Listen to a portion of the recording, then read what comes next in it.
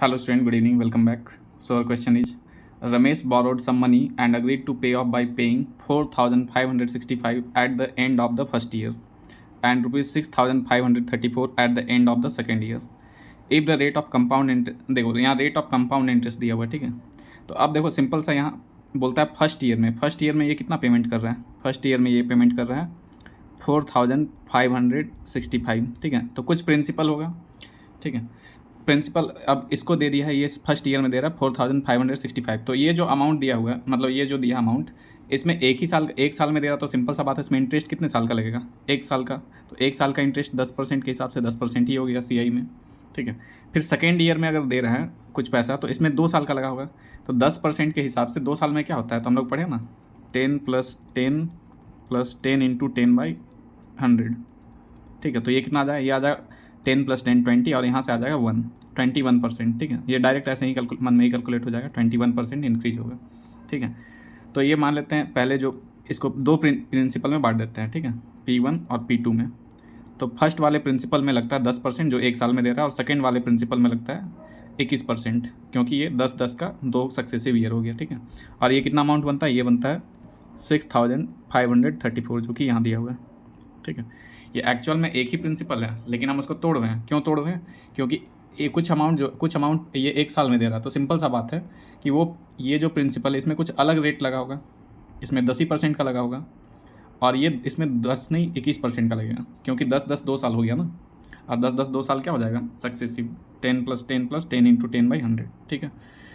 तो अब देखो क्या करते हैं, ऐसा करते हैं, P1 वो समझाने के लिए था, ठीक है। अब यहाँ डायरेक्ट हम लोग कर सकते हैं, P1 में 10% बढ़ना मतलब क्या होता है, 110/100, 110 मतलब क्या हो गया, 11/10, ये आ गया हम लोग का 4,565 के बराबर। तो P1 यहाँ से निकल जाएगा कितना, P1 = 4,565 इंटू 10/11।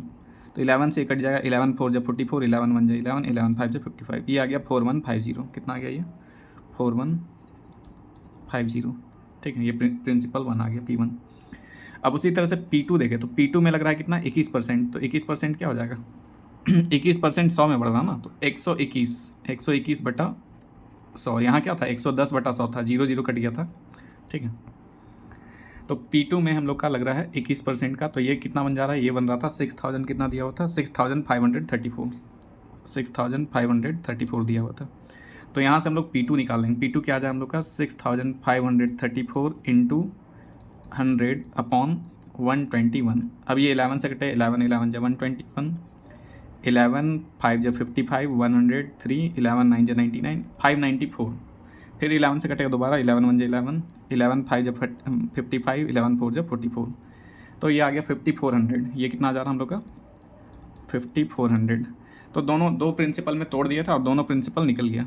दोनों को जोड़ देंगे तो हम लोग का टोटल प्रिंसिपल, मतलब जो एक ही प्रिंसिपल लिया था ना, तो दोनों को मिला देंगे। अब तो प्रिंसिपल कितना आ जाएगा हम लोग का 4150 में जोड़ देंगे 5400। तो कितना आ जाएगा 0 5 और 0 5, 1 और 4 5, और 4 और 5 9। तो 9,550 ये दोनों को ऐड किए हैं, ठीक है। 4,150 और 5,400 को ऐड किए, ठीक है। तो ऊपर वाला ये बस समझाने के लिए था ये स्टेप, ठीक है। ये लिखने का ज़रूरत नहीं है, बस हम समझा रहे थे कि क्यों हम 10% ले रहे हैं और क्यों 21% ले रहे हैं, ठीक है। क्योंकि यही चीज़ बहुत जन को समझ नहीं आएगा, ठीक है, और कोई एक्सप्लेन भी नहीं करेगा क्यों नहीं हो रहा है, ठीक है। तो सिंपल सा बस यही समझना है कि दो प्रिंसिपल में बांट दो, ठीक है। अब एक प्रिंसिपल का अमाउंट किसके अकॉर्डिंग लगेगा कि वो कितने समय में है। तो एक को हम मान ली एक प्रिंसिपल में लग रहा है 10%, क्योंकि वो हम लोग एक साल में दे रहे हैं, और दूसरे को हम लोग मान रहे हैं कि 10-10 का 2 सक्सेसिव लगे, क्योंकि उसको 2 साल में दे रहे हैं। तो इस तरह से बांट दिए, फिर दोनों प्रिंसिपल को तोड़ करके हम निकाल दिए और उसको जोड़ दिए, तो आ गया हम लोग का टोटल प्रिंसिपल, जो कि है 9,550। तो देखते हैं कौन सा ऑप्शन है। 9,550 हम लोग का ऑप्शन नंबर A है। तो option number A is the required answer. I hope session clear होगा। अभी भी कहीं डाउट है, किसी स्टेप में समझ नहीं आया तो कमेंट सेक्शन में टाइप करके पूछ सकते हो। Okay, bye, all the best.